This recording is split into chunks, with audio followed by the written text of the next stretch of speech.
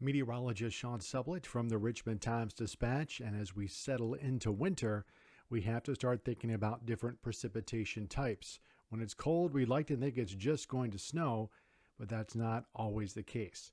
To get snow, the entire depth of the atmosphere needs to be below the freezing mark. Now, to be fair, when the precipitation forms during the wintertime, more than 10,000 feet up, it always starts in the form of snow. And very cold air, by that we mean less than 32 degrees below the freezing mark, is very dense. It's very thick compared to relatively warmer air. Think of the difference between oil and water or molasses and water. They're very different densities. So that cold air kind of hugs closer to the ground.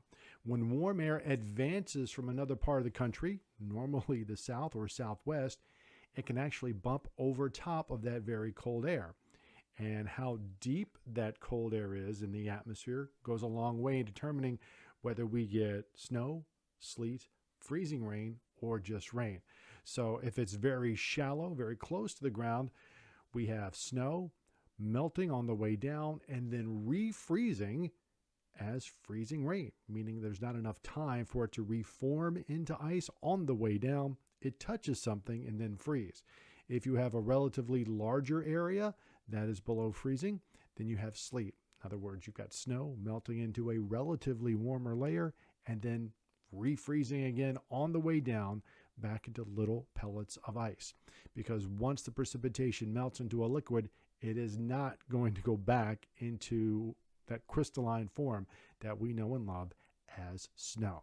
So again, several different types of precipitation during the winter time, but this reminder, if you have to drive, keep the wheel straight, do not brake, especially hard.